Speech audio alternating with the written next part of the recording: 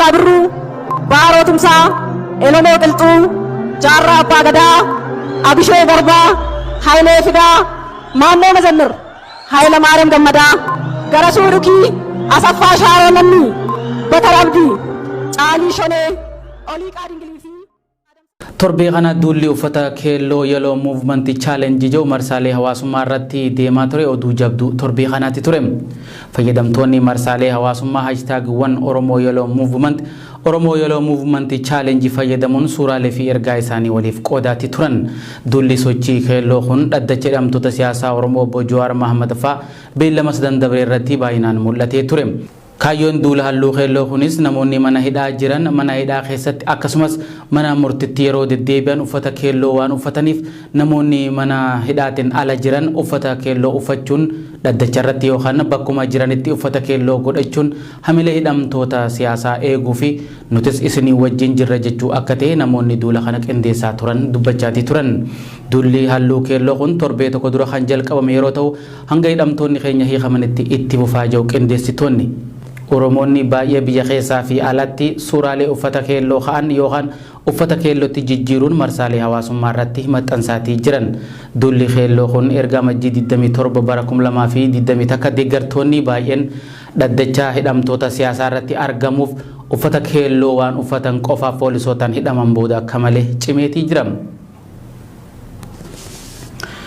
Oduu keenya itti aanuun hidhamtoonni siyaasaa Oromoo kanneen galmee obbo Jawaar Mohaammed jala jiran 24 Amajjii 27 bara 2020 takka mana murtii akka dhaddacha lidataatti sababa maatii fi deeggartoonni hidhamtoota siyaasaa uffata keelloo uffataniif hidhaman hanga hiikamanitti dhaddachi yeroo biraatti akka jijjiiramuuf gaafachuun oduu jabduu torbee kanaatti ture.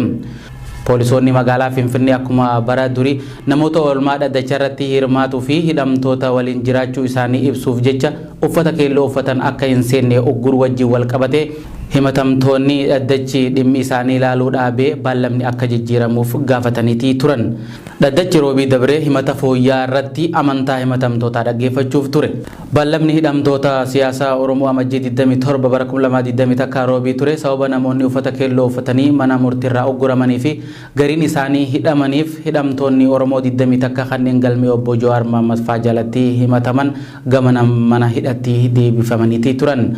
Obbo Jawaar Mohaammed, obbo Baqalaa Garbaa, obbo Hamzaa Booranaa dabalatee kanneen galmee obbo Jawaar Mohaammed jalatti himataman murtii mataa isaanii fudhatuun dhaddachi yeroo biraatti akka jijjiiramuuf gaafatan. Akka beellama turetti mana murtii olaanaa federaalaa damee lidataatti dhaddachi farra shororkeessaa fi yakka dhimmoota heeraa tokkoffaa himatamtoota 24 galmee obbo Jawaar Mohaammed jalatti himataman yakka raawwachuu fi dhiisuu irratti jecha isaanii dhaggeeffachuuf ture. Himatamtoonni hammaatii fi deeggartoonni keenya hidhee qophatti haqa nuuf barbaaduu hin danda'u jechuun baallamni torbee dhufutti akka dabru taasisan.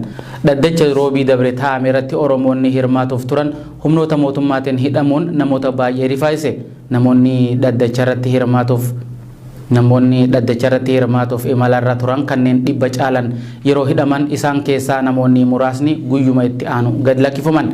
Isaan hafan guyyaa har'aa Amajjii 30 bara 2020 takka mirga wabii qarshii 700tiin gad dhiifamaniiti jiran.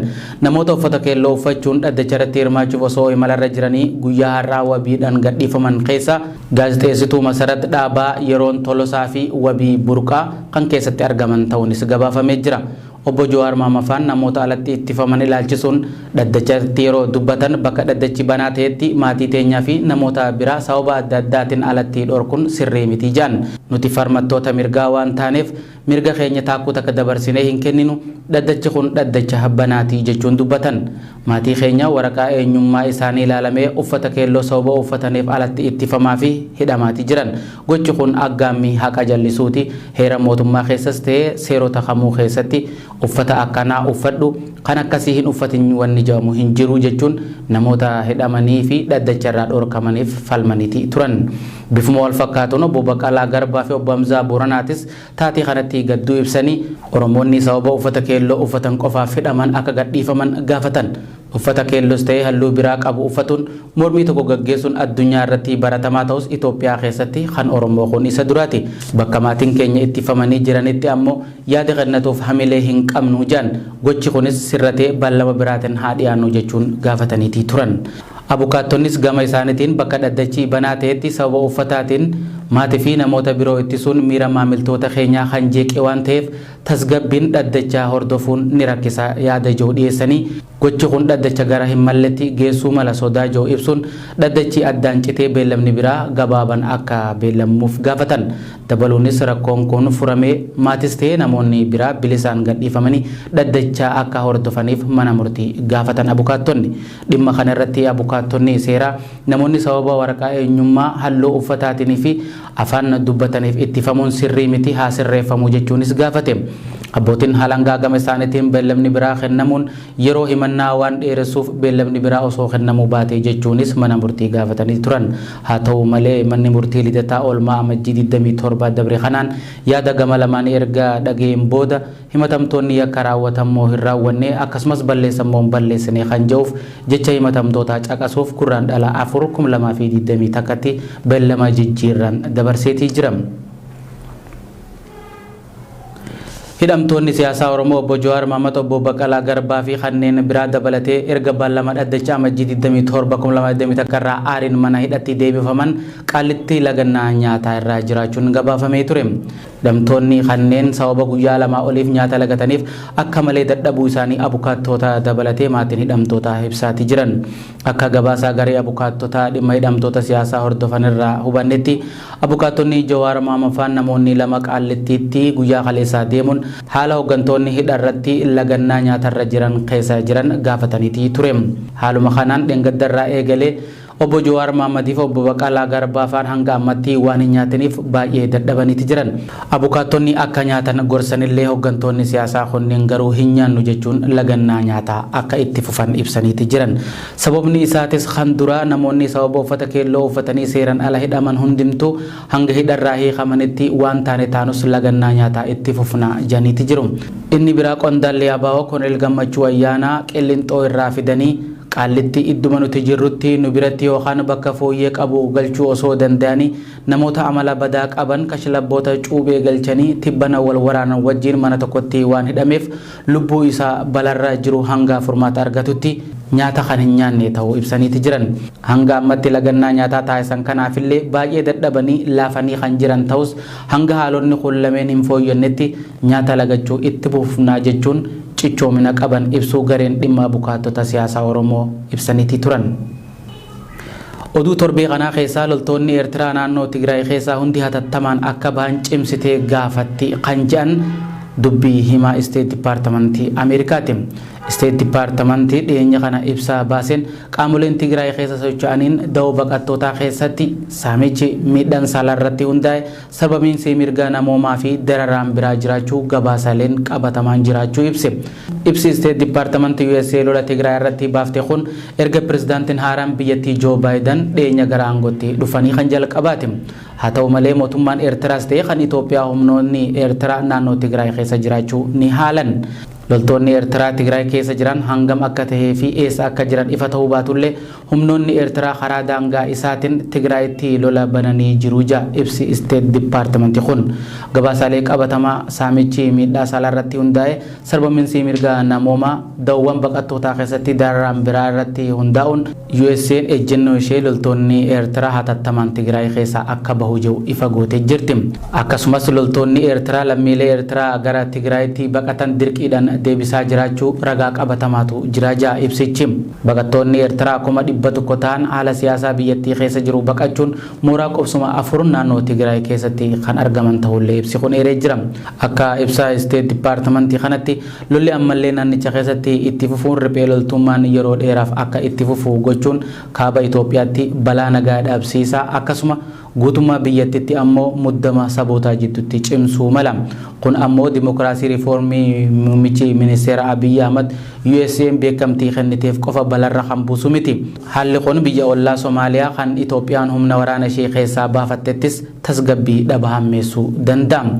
Akkasumas mootummaa ce'umsa Suudaan kan duraanuu rakkoo keessa jirus dadhabsiisuu mala jedhe ibsi State Departmentii kun. Itti gaafatamni akka jiraatuuf sarbama mirgoota namoomaa fi dararama gabaafaman kana ilaalchise ilaalchisee qorannoon walabaa fi ifa ta'e jiraachuun barbaachisaadha kan jee ibsi dubbii himaa State Department kun naannoo Tigraayitti namoota gargaarsi barbaachisuuf gargaarsi namoomaa guutuu nagaa qabeessaa fi dhoorkaa malee akka dhaqqabuuf ni gaafatti jan dabaluunis akka gabaasaaleen amanamoon dhaqqabanitti gargaarsi namoomaa hatattamaan dhaqqabuu baannaan namoonni kuma hedduutti lakkaawaman beelaan dhumuu danda'u kanaafuu carraan gargaarsa namoomaa dhoorkaa tokko malee Tigraayiif dhiyeessuun akka jiraatu irra deddeebiin gaafannaa jira. Midhaa saalaa irratti hundaa'e naannoo Tigraay keessatti raawwatame yaaddessaadha kan jedhu ibsi State Department kun USA'n gocha fokkataa akkasii kana ni balaaleffatti. Mootummaan Itoophiyaatis qorannoo walabaa fi ifa ta'e gaggeeffame namoonni yakka akkasii raawwatan seeraan akka gaafateetii jira. Tigraay keessatti gargaarsa namoomaa barbaachisu ilaalchisee United States yaaduma dhaabbata mootummoota gamtoomanii kan qabdu yeroo ta'u baqattoota dabalatee midhaa namoota dhuunfaarratti xiyyeeffatanii ni balaaleffannaa jiran. Dhaabbileen gargaarsaas deeggarsa namoomaa warra walitti bu'insa kanaan miidhamaniif bakka jiranitti dhoorkaa tokko malee akka dhiyeessaniifis gaafate Ameerikaan. Hawaasa addunyaa waliin ta'uudhaan dhiibbaa fi ajjeechaa hojjettoota gargaarsa namoomaa irratti akkasumas saamicha meeshaalee gargaarsaa fi mancaatii bu'uuraalee misoomaa ni balaaleffannaa jira ibsi State Department kun. Oduma walqabateen Itoophiyaatti ambaasaaddaroota Ameerikaa kanneen turan dippiloomaatonni 4 dhimma naannoo Tigraay ilaalchisee yaaddoo qaban muummicha ministeeraatiif xalayaa barreessan. Itoophiyaatti ambaasaadara Ameerikaa kan ta'anii fi bara hojii isaanii kan fixatan Mike Rayner akkasumas ambaasaaddaroonni duraanii 4 dhimma naannoo Tigraay ilaalchisee yaaddoo qaban dubbataniitii jiran. Ambaasaadar Mike Rayner kibxa dabre embaasii isaaniitti gaazexeessota simatanii haasofsiisaniitii turan. Lola naannoo Tigraayin walqabatee gabaasaalee dirqiin gudeeduu fi sarbama mirgoota namoomaa qaama walaba ta'een akka qoratamu bara hojii isaanii kan xumuran ambaasaadar Mike Rayner waamicha dhiyeessaniitii jiran. Namoonni deeggarsi namoomaa isaan barbaachisu deeggarsa gahaa argachaa waan hin jirreef mootummaanis ta'ee dhaabbileen gargaarsa idil addunyaa ariitiin deeggarsa akka godhan ambaasaadarichi gaafataniitii turan. Lola naannoo Tigraay keessa xiyyeeffannaan hordofaa jiraachuu kan himan ambaasaadaroonni kunneen lola kanaan namoonni buqqa'an kanneen miliyoona lakkaawaman deeggarsa namoomaa kan eeggatan ta'uu yaaddeessaadha jedhan. Mootummaan Itoophiyaa lammiilee deeggarsa fedhan miliyoona 2.5 ta'uu fi isaaniifis deeggarsa nyaataa fi meeshaalee nyaatan alaa dhiyeessaa akka jiru irra deddeebiin ibsaa ture.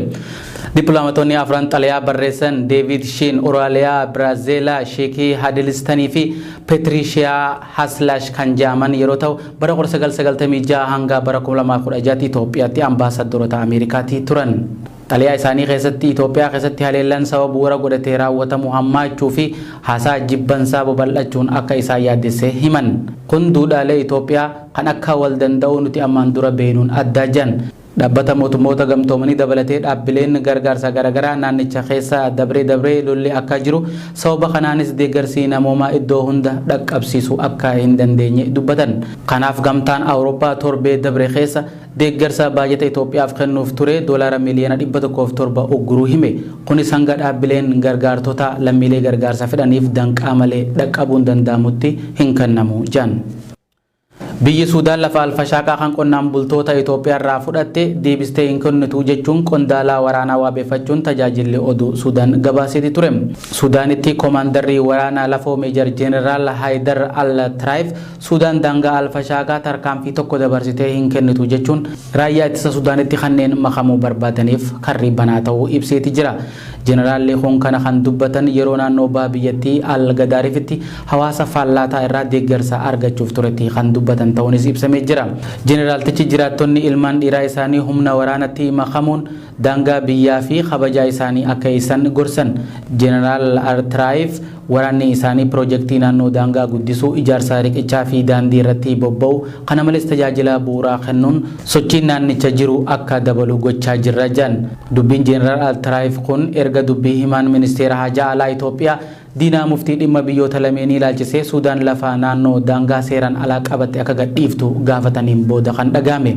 Ambaasaadar Diinaa muftii roobii dabre amajjii 27 2021 Suudaan lafa sadaasa 6 bara 2020 as qabatte haala kamiinuu qiyyeechuu akka hin dandeenyes dubbachuun ni yaadatama. rakkoo daangaa biyyoota lameenii kana furuuf yeroo garagaratti kaartuumii fi finfinneetti mariin gaggeeffamaa tures waliigaltee malee addaan ba'aa turuun ni yaadatama. Bifuma wal fakkaatuun amajjii 27 takka qorannoo marii daangaa Itiyoo Suudaan irratti xiyyeeffate finfinneetti gaggeeffamuun gabaafamee ture. Marii guyyoota sadiif gaggeeffame irratti dhimma daangaa deebisanii daangessuu irratti mariin ogummaa gaggeeffamee jira jechuun miidiyaaleen biyya keessaa gabaasaniiti jiran. Dabaluunis qoranicha irratti daangaa ilaalchisuun ogeessonni seeraa idil addunyaa hundeeffamanii fi miseensonni garee ogeessota qorannoo fi qo'annoo biyyaalessaa argamulleen gabaafameeti jiran. Suudaan lafa waggaa 25 qonnaan bultoota Itoophiyaa jala turte qabachuun erga loltoonni Itoophiyaa daangarra ture lola kaaba Itoophiyaa naannoo Tigraay irratti hirmaachuuf imaleen booda sababa lola naannoo Tigraay keessatti gaggeeffamaa tureen lubbuun namoota baay'ee bahuu fi kanneen miliyoonaan lakkaa'aman qeerraa buqqa'uun kanneen daangaa qaxxaamuranii biyya Media Network amma dabarentan oduu idileeti an oduu arraa waliin hordofaa maammati. Uffata keelloo uffachuun roobii dabarte namootaan Olmaya daddacha hidhamtoota siyaasaa irratti hirmaatanii humnoota poolisiitiin to'ataman keessaa namoonni 10 mirga wabiitiin gadhiifamaniiti jiru. Namoonni hiikaman kan karaa abukaattoo seeraa obbo Khadiir Bullootiin mirkaneeffachuu dandeenye gaazexeessituu Masarat Dhaabaa Wabii Burqaa yeroo san Tolosaa Ismaa'il Ahmed Kabbada Dhaabasaa Fayyisaa Dastaa Adde ayyaantuu Khamaalii fi poolisii kan ture Konstaabal Ababaw Taammanaati. Tokko tokko namootaan kanneeniif mirgi wabii qarshii 700 eegamuun kan hiikaman hoggaa ta'u Konstaabal Ababaw Taammanaa immoo mirga wabii qarshii 1,000tiin hiikameeti jira.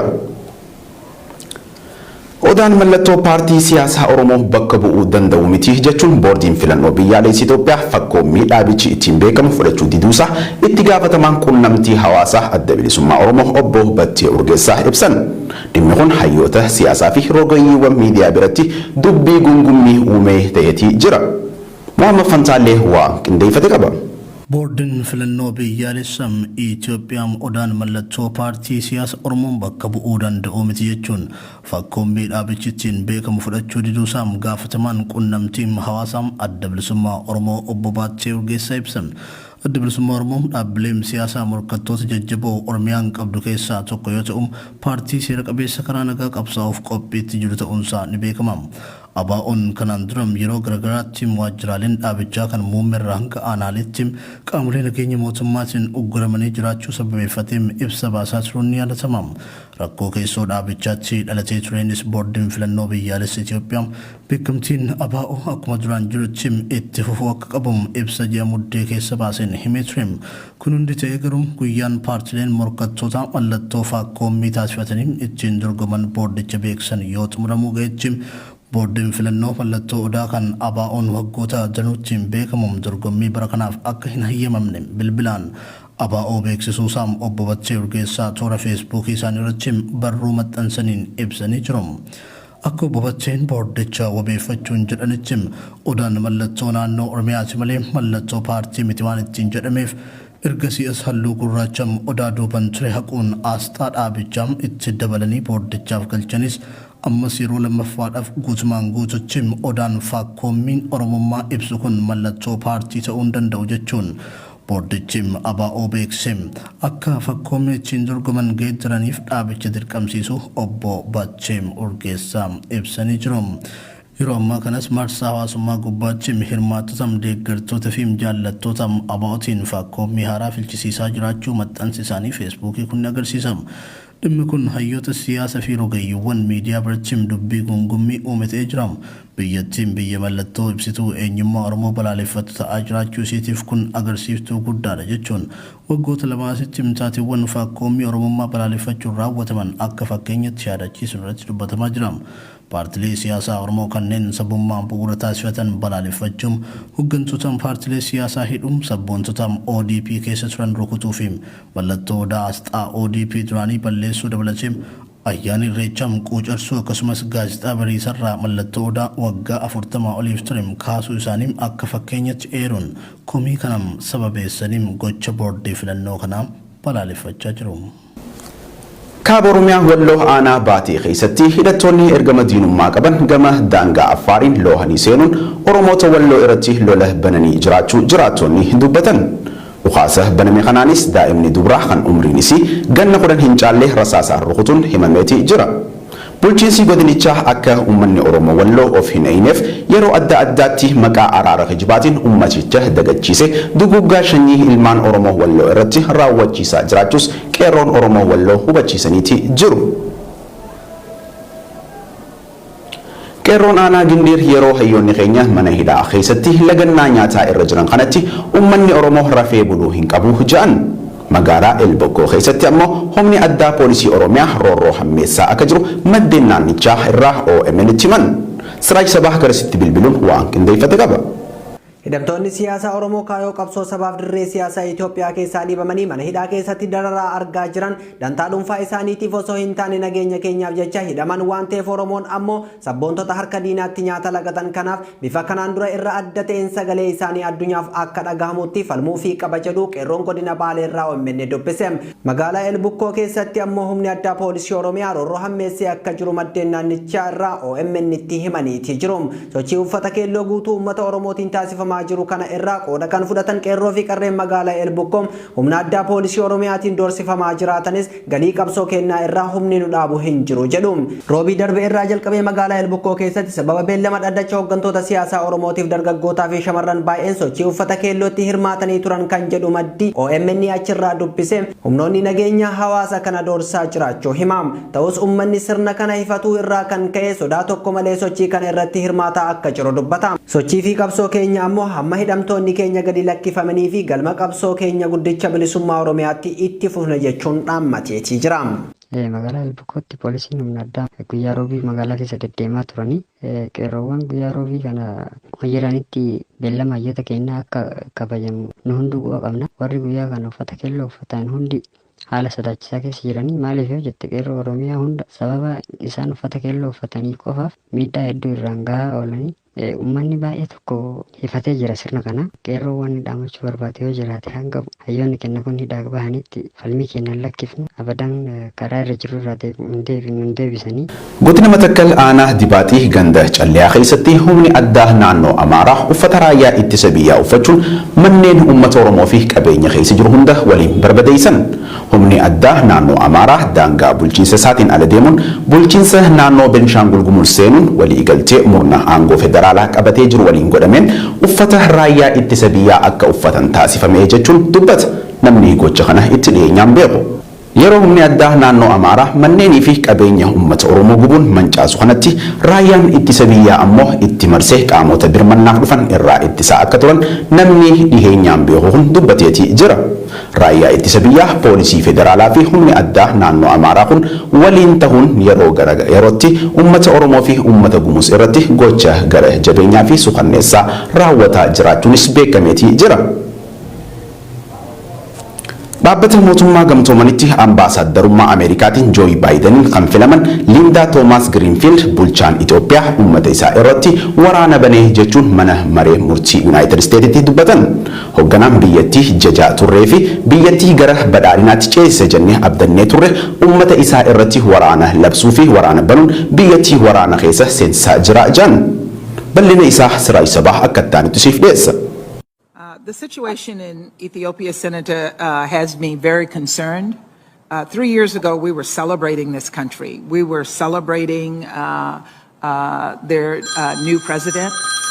We were celebrating the possibilities of their being able to move forward and build prosperity for their people.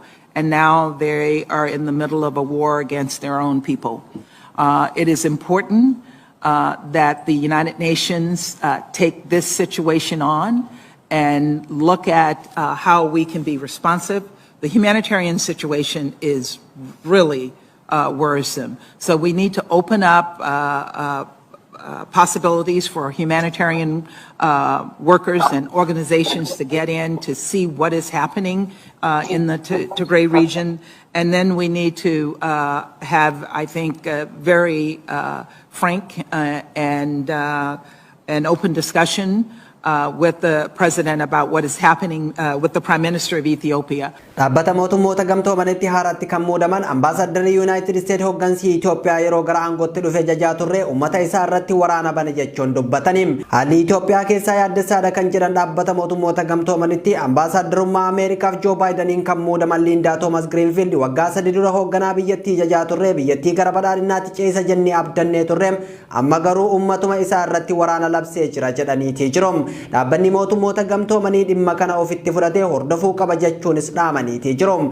Ambaasaddarittiin kana kan dubbatan maree murtii United Statesitti koree hariiroo alaa kaadhimamaa isaanii raggaasuuf yeroo walgahanitti qorannoo komishinii mirga namoomaa dhaabbata mootummoota gamtoomanii waraansa Tigraay keessatti geggeeffame irraa kan ka'e hiraarsi uummataa geggeeffamaa jira gaafii jedhu wayita deebisanitti ture.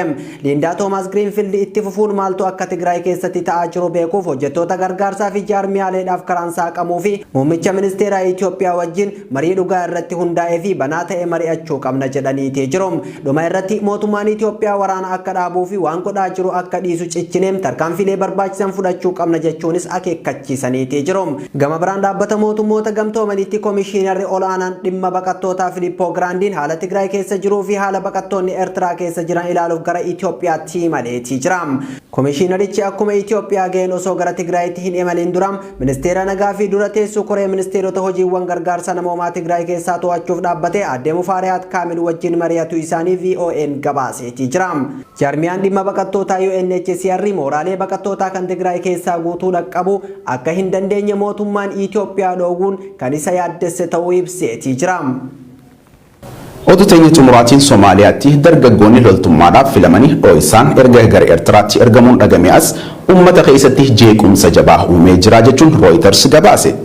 Dargaggoonni kunneen maqaa carraan hojii biyya Kuwaataritti isiniif uumamee jira jedhuun sobamanii gara kaambii waraana Eertiraatti geeffamanii dirqamaan leenjii loltummaa akka fudhatan taasifamanii jechuun Reuters maatii isaanii wabeeffachuun gabaaseetii jira.